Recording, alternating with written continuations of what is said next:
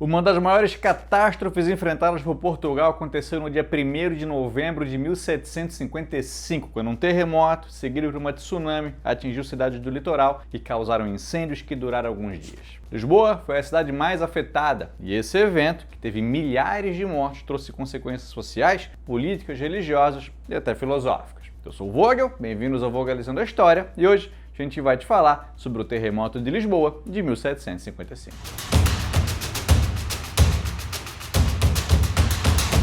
No século XVIII, Portugal era um dos reinos mais ricos e imponentes da Europa, por conta da exploração e colonização de regiões com muitos recursos naturais e um sistema escravocrata muito bem estruturado. A capital, Lisboa, era uma das maiores e mais importantes cidades europeias, funcionando como um dos principais portos do Atlântico, enriquecida pelo comércio marítimo abastecido pelas colônias da América do Sul, África e Ásia, sendo também muito povoada, contando com edifícios luxuosos e palácios e igrejas cheios de adornos que contrastavam com os bairros mais pobres. Nessa época, o reino era muito religioso, sendo bem comum a presença de igrejas e mosteiros espalhadas pela cidade. E a agricultura e a mineração, principalmente ouro e diamante, eram os principais fatores que fortaleciam a economia portuguesa e mantinham ela como símbolo de riqueza. Aí na manhã de 1º de novembro de 1755, perto das 9h30 da manhã, enquanto Lisboa se preparava para as comemorações do Dia de Todos os Santos, um forte tremor de terra abalou violentamente a cidade, levando abaixo inúmeras estruturas e trazendo caos para um dos mais importantes centros da Europa. O tremor principal durou cerca de 2 minutos, o que pode não parecer muito, mas quando se trata de um terremoto violento, é bastante coisa assim, e ainda foi seguido por tremores de menor intensidade nos minutos seguintes. O epicentro foi no Oceano Atlântico, mas como alcançou uma magnitude que ficou entre 8,5 e 9 na escala Richter, sendo até hoje o mais forte já registrado em território europeu, a destruição foi generalizada e a população de Lisboa se viu em meio a um horror que não se via desde o terremoto de 1531. Que também foi agressivo, mas não causou tanta destruição. Grande parte do Palácio Real foi abaixo, assim como muitas casas, igrejas, comércios e bibliotecas. Obras de arte importantes e documentos foram perdidos, muitos com informações a respeito da colonização no Brasil ou de viagens financiadas pelos portugueses. A população, sem entender direito o que estava acontecendo, abrigada dentro dos edifícios, e abaixo junto com eles. Muitas pessoas tentavam se reunir em praças e outros espaços abertos, e quando se pensava que o pior já tinha passado, uma série de ondas gigantes, que segundo os relatos da época chegava a 20 metros de altura,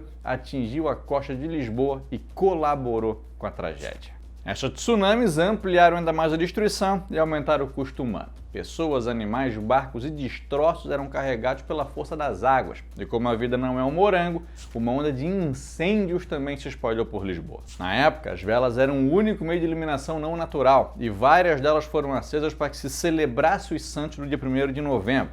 Então, quando elas caíam sobre os materiais inflamáveis que estavam nos escombros da cidade, provocaram vários focos de incêndio que duraram alguns dias. As pessoas estavam ocupadas tentando entender o que tinha acontecido, tentando salvar seus entes queridos presos nos escombros, tentando evitar os saques que aconteceram depois da tragédia, e com o caos instaurado, pouca gente estava disponível para combater o fogo. Eram milhares de mortos pelas ruas, sem falar nas pessoas que perderam suas casas, negócios e meios de sustento. A situação foi crítica não só em Lisboa, não senhor, foi em todo o sul de Portugal, principalmente na região do Algarve, mas além dali, vários pontos ao redor do Golfo de Cádiz foram inundados e ondas chegaram até a Espanha e o Marrocos. Inclusive, o Brasil sentiu os efeitos desse terremoto, porque uma tsunami atingiu praias do Nordeste, mas sem a mesma destruição que foi causada em Lisboa. Lisboa tinha uma concentração maior de pessoas e um número maior de edifícios também, então a tragédia foi sentida principalmente ali. E o que colaborou para o agravamento do número de mortes foi a relação intensa que o reino tinha com a religião católica, porque muitos dos fiéis se encontravam em igrejas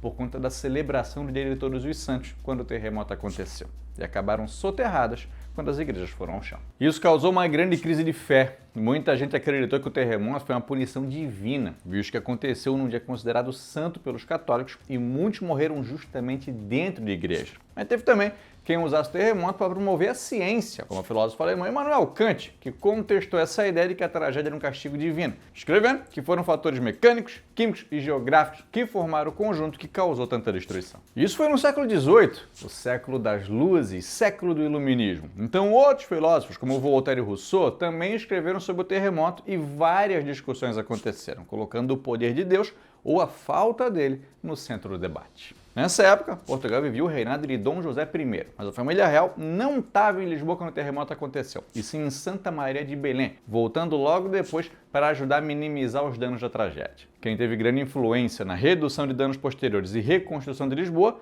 foi o Sebastião José de Carvalho e Melo, mais conhecido como Marquês de Pombal, que, como um dos secretários do rei, meio que um ministro, adotou medidas para prevenir a disseminação de doenças e atenuar a fome da população depois do terremoto. Tem quem diga que depois da tragédia ele disse que se deveria cuidar dos vivos e enterrar os mortos, mas não tem como a gente confirmar que isso realmente foi dito por ele. Pode ser que foi dito por outra pessoa e atribuído a ele, ou pode ter sido só uma frase de efeito criada para enaltecer as ações do Marquês. O que a gente sabe com certeza é que se eu deixar o like aqui no nosso vídeo vai ajudar pra caramba o nosso trabalho. O YouTube vai entender que o nosso conteúdo é maneiro e vai entregar ele para mais pessoas. E caso tu já conheça o nosso trampo e quer ver os nossos vídeos aparecendo na tua tela inicial, se inscreve aí no Vogalizando e já segue a gente no Instagram também, onde tem mais conteúdo de história todo dia. Agora, vamos seguir. No dia seguinte ao terremoto, o rei e o Marquês de Pombal emitiram uma série de documentos para organizar o que era necessário naquele momento. Recrutaram gente para socorrer os feridos, organizaram a alimentação das pessoas e fizeram orientações para que se evitasse a proliferação de doenças, como a peste bubônica. Depois do terremoto, também teve uma grande comoção popular. Além dos profissionais de saúde recrutados, vários civis ajudaram no transporte de feridos e resgate de pessoas que estavam sob os escombros. E membros da família real também se empenharam nessa função, como a rainha e as princesas, que ajudaram na organização de abrigos para os doentes. Foram criadas enfermarias improvisadas em locais que sobreviveram aos tremores, inundações e incêndios. Isso para que as pessoas não ficassem pelas ruas, muito por conta da preocupação com a propagação de doenças, apesar de que na época era comum que duas pessoas dividissem o mesmo leito. Mesmo com toda essa ajuda, o número de mortes era imenso, muitos ainda pelas ruas de Lisboa. Logo, o Marquês de Pombal decretou que era necessário enterrar os corpos para evitar epidemias. Algumas pessoas foram enterradas em valas fundas e outras jogadas no mar com pesos nos pés para que eles não boiassem. E para os vivos, que não estavam feridos, foram construídas barracas de lonas que serviam de abrigo e lojinhas para venda de alimentos, com itens básicos, como pão, arroz e farinha, não podendo serem vendidos por preços maiores do que eles tinham antes do terremoto. É bom lembrar, Vogel, que uma galera também se aproveitou de que muita gente estava fora de casa para tentar lucrar com a tragédia. Vários foram os furtos registrados e isso despertou a fúria dos governantes, tanto que tem até relatos de crimes sendo punidos por enforcamento. É isso mesmo, meu parceiro. Quem conseguiu ir embora de Lisboa na sequência do terremoto foi, mas quem ficou ajudou numa espécie de levantamento que o governo mandou fazer. Os responsáveis pelas paróquias receberam um questionário com perguntas do tipo quanto tempo durou o tremor, se sentiram alguma coisa antes, se perceberam um movimento estranho no mar, qual que foi o estrago e até se algum nobre tinha morrido. Com esses dados, e também com os recolhidos em regiões próximas que sofreram com os tremores, foi possível depois analisar o que de fato tinha acontecido para se desenvolver um estudo sobre os terremotos. O questionário ajudou numa percepção mais racional do ocorrido, menos religiosa, e influenciou também o desenvolvimento da sismologia, visto que na época um desastre natural ainda era muito associado a uma intervenção divina. Claro, tinham teorias científicas que tentavam explicar esses fenômenos, mas elas não eram abraçadas e nem conhecidas por grande parte da população. Com a poeira baixando, vários documentos oficiais foram publicados pensando em medidas urgentes, mas também pensando na reestruturação de Lisboa, porque a economia do país também foi afetada. Veja bem, as frotas com mercadorias vindas do Brasil chegavam principalmente em agosto, setembro e outubro.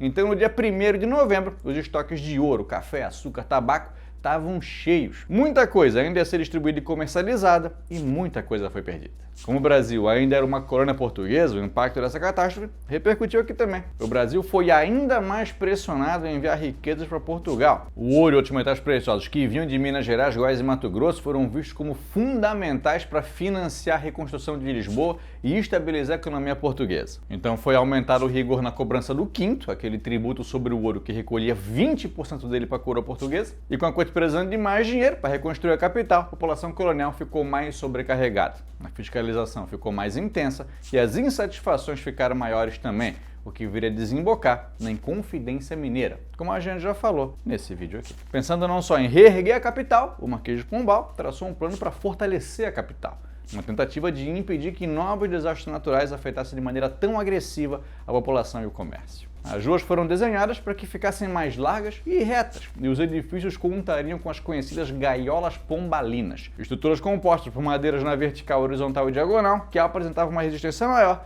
e pensada para evitar os efeitos de terremotos. Essa estrutura ainda era bastante usada na Europa durante o século XX, e ainda hoje, em Lisboa, tem alguns edifícios que usam esses elementos. Buscando restaurar a relação do povo com a religião, uma das prioridades na reconstrução eram as igrejas. Mas como muitos monumentos históricos, como a Real Casa da Ópera, foram destruídos, outra medida foi buscar obras de outros lugares e refazer os arquivos da capital. 10 anos depois da tragédia, Lisboa já estava praticamente reconstruída e se tornou uma cidade mais resistente a novos sismos e incêndios. A grande preocupação com doenças foi traduzida em um sistema de drenagem de águas, recolhimento de lixo e, por causa da nova organização da cidade, as condições sanitárias no geral foram melhoradas. O novo centro de Lisboa, conhecido como Baixa Pombalina, se tornou um exemplo de urbanismo iluminista, com foco em funcionalidade e segurança, e a cidade também ganhou novas praças, como a Praça do Comércio, que simbolizava a resiliência e o renascimento da capital portuguesa. Não existe um consenso quanto ao número de mortes dessa tragédia, com algumas estimativas apontando para mais ou menos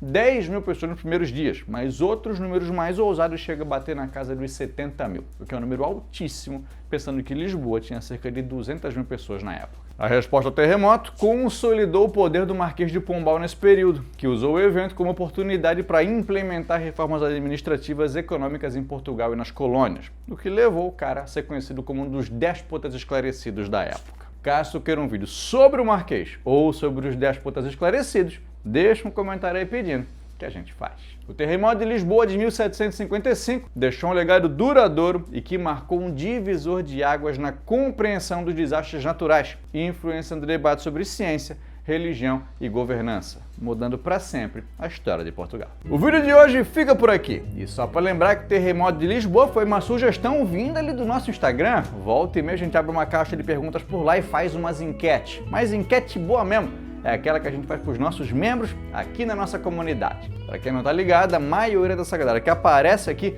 são membros do canal. Claro, tem alguns que mandaram um dezão no Pix ou que comentaram aqui um valeu demais. Mas a maioria são membros do Vogalizando aqui no YouTube e a maioria deles assinou o plano Vogalove de carteirinha, que é o mais baita que tem. Com 20 pilinhas só, tu participa dessas enquetes, ganha acesso a emojis para usar aqui nos comentários e ganha vídeos extras e exclusivos que são lançados a cada 15 dias. Semana sim, semana não. Todos com o selo Vogalizando de maneirice e feitos com o mesmo carinho de sempre. Assinando agora, tu ganha acesso aos 55 vídeos que já tem por lá, como esse aqui, sobre a formação do Reino de Portugal, e sobre os eventos que levaram a Idade Média a terminar, sobre a Guerra das Rosas, a Inquisição no Brasil, a expansão do islamismo, a unificação alemã, o Império Mexicano, o Tratado de Madrid, a Confederação dos Tamoios, a Batalha de Poitiers e mais um montão de coisa. A cada 15 dias vai ter um vídeo exclusivo novo. Vira um Vogalove de carteirinha que vale a pena. Fica vogalizando. Confere esse vídeo aqui sobre o fim da monarquia portuguesa, ou então esse aqui sobre o iluminismo. Um beijo e vamos se amar.